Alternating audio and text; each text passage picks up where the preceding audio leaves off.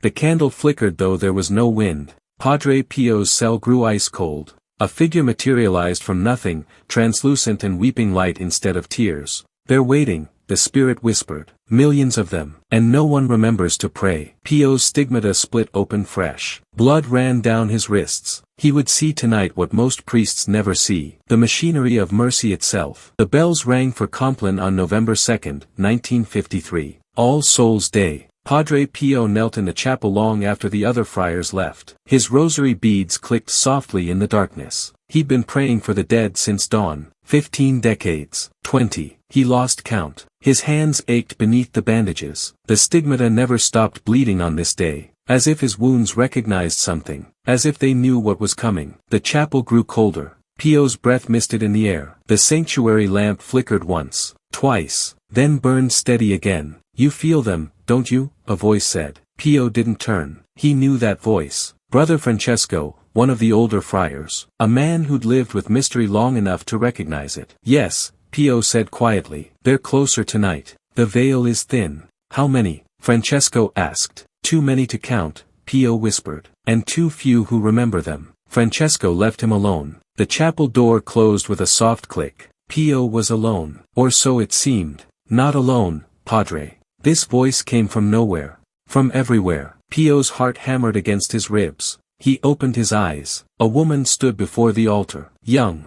Perhaps 25. She wore a simple dress from another era. 1800s, maybe earlier. But it was her eyes that made Pio grip his rosary tighter. They were bright. Too bright. Like stars burning in a face made of mist. "Who are you?" Pio asked. His voice steady despite his racing pulse. "Does it matter?" she replied. "I am one of millions. One of the forgotten. One of those who wait and wait and wait while the living forget we exist."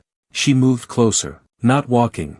Gliding. As if the floor meant nothing to her. "I was sent to show you something," she said. "To help you understand why your prayers matter. Why every Hail Mary you whisper into the dark reaches further than you know." Before Pio could respond, the chapel dissolved. He stood in a gray space. No walls. No ceiling. Just endless gray stretching in all directions. The air felt thick. Heavy. Like breathing through wet cloth. "Where are we?" Pio asked. "Purgatory," the woman said simply. "The waiting place. The place of purification. The place where souls learn what love actually costs." Shapes began emerging from the gray. Hundreds of them. Thousands. People of every age. Every era. Some wore ancient Roman tunics. Others medieval robes. Still others modern suits and dresses. All of them had the same expression. Longing. Deep, aching, unbearable longing. "They're waiting," the woman said. "Waiting to be clean enough. Pure enough. Ready enough to stand before God without shame. And the waiting is almost unbearable." Pio watched as the souls moved through the gray. Some knelt. Some stood with faces turned upward. Some wept. But all of them were focused on something Pio couldn't see. "What are they looking at?" he asked. "Heaven," the woman said. "They can sense it. Can almost feel it. Like standing outside a house in winter and seeing warm light through the windows. So close. But not yet. Not yet." One soul caught Pio's attention. An old man kneeling with hands clasped. His lips moved in silent prayer. But his face was twisted with suffering. "Why does he hurt?" Pio asked. "Because he remembers," the woman said. "Every cruel word he spoke. Every kindness he refused. Every moment he chose himself over others. He sees it all now without the lies he told himself in life. And it burns." The old man's form flickered. Grew brighter for a moment. Then dimmed again. "What just happened?" Pio asked. "Someone prayed for him," the woman said. "Someone on earth. Someone who remembered his name and offered a prayer. It doesn't remove his suffering. But it makes it bearable. It reminds him he's not forgotten." She turned to face Pio fully. Her expression intense. "Do you understand now? Every prayer you offer reaches here. Every Hail Mary. Every decade of the Rosary. Every Mass intention. They reach us like water in a desert. Like light in darkness. Like hope when we have nothing else." The scene shifted. Pio found himself in a different part of the gray realm. A woman sat alone. Head in her hands.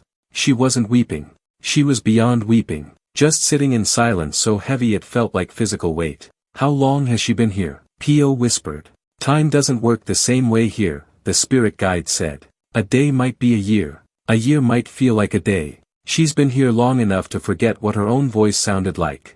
No one prays for her. No one remembers her name. She has no family left on earth. No friends who still live. She is completely alone. Pio felt tears burning his eyes. That's not right. No one should be forgotten. But they are, the woman said. Millions of them. They die with no one to remember them. No one to speak their names. No one to offer a single prayer. And they wait. And wait. Alone. Pio knelt.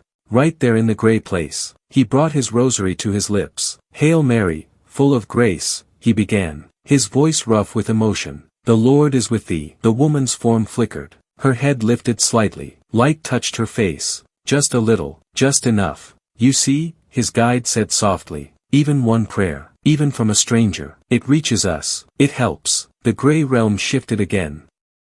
This time Pio saw something different. A golden thread descending from above. It touched a soul, a young man. His whole form brightened. He rose, started ascending. Where is he going? Pio asked. Home, the woman said. He's clean now, pure, ready, and someone on earth just prayed a mass for him. That final prayer was enough. He's going home. Pio watched as the young man rose higher. His face transformed, the longing replaced by joy. Pure, complete, overwhelming joy. He disappeared into light above. How many prayers did it take? Pio asked. Does it matter? The woman replied. What matters is someone kept praying. Someone didn't give up. Someone loved him enough to remember. She gestured at the gray realm spreading endlessly. Every soul here needs that, she said. Needs to be remembered. To be prayed for. To know they're not abandoned. You can't save them all. No one can. But you can save some. One prayer at a time. Pio felt the weight of it crushing down on him. Millions of souls. Millions needing prayer. How could one man make a difference? As if reading his thoughts, the woman smiled sadly. You're thinking too big, she said. Don't think about millions. Think about one. Just one soul. One prayer. One act of love. That's all God asks. Let him multiply it. The gray realm began to fade. Pio felt himself being pulled back. Back toward his body. Back toward the chapel. Wait, he said. What about you?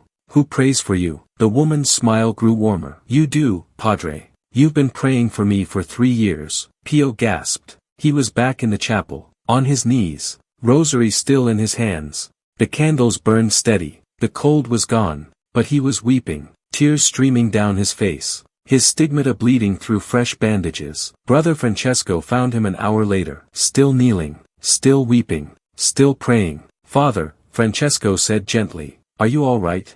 Pio looked up. His eyes were red, but they burned with purpose. We have to pray more, he said. For the dead, for the forgotten, for those with no one else. We have to pray more. We already pray the rosary 3 times daily, Francesco said. It's not enough, Pio said, his voice fierce. It's never enough. There are millions, Francesco, millions, waiting, suffering, alone. And we're here, alive, with the power to help them. How can we do anything else? From that day forward, Pio's devotion to the holy souls intensified. He prayed constantly, between confessions, during meals, through the night when pain kept him from sleep. The other friars noticed. Some thought he'd gone too far, become obsessed. But Pio didn't care what they thought. He'd seen what they hadn't seen. He'd stood in that gray place. He'd felt the weight of millions longing for home. He'd watched a soul ascend because someone remembered to pray. He would not forget. He could not forget. Years later, a woman came to him in confession. She was weeping. Her mother had died. She felt guilty for not praying more when the woman was alive. Is it too late? She asked. Can I still help her? Pio leaned close to the screen. His voice was gentle but absolutely certain. It's never too late, he said. Your mother waits for your prayers. She needs them. Start today. Pray the rosary for her. Offer masses. Don't stop. Love doesn't end at death. Neither does our ability to help those we love. The woman left weeping, but this time with hope instead of despair. Another time, a man asked Pio why he cared so much about the dead. Why not focus on the living, on those who could still be saved from sin? Pio's answer was simple. The dead are alive, more alive than we are.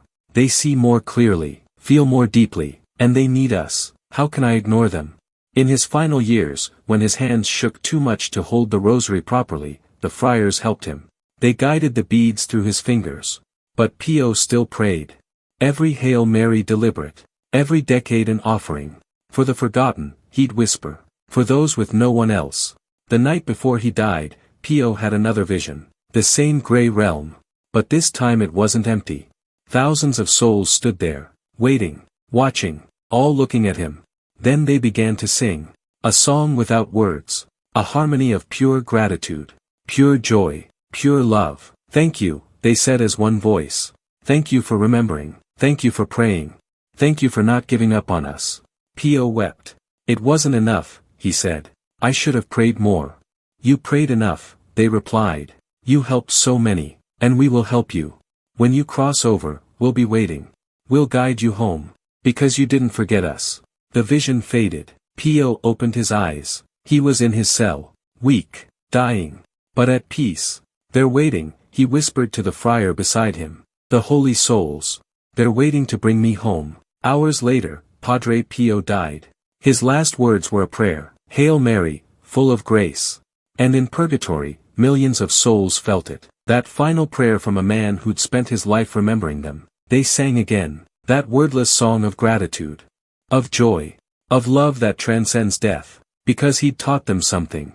Taught the living something. That the dead are not gone. Not forgotten. Not beyond help. They're waiting. In the gray place between here and heaven. Waiting for prayers. For love. For someone to remember. And every Hail Mary. Every rosary. Every Massachusetts. Every small act of remembrance. It reaches them. Like water in desert. Like light in darkness. Like hope when all seems lost. One prayer at a time. One soul at a time. Until the last soul crosses from gray to light. Until all are home.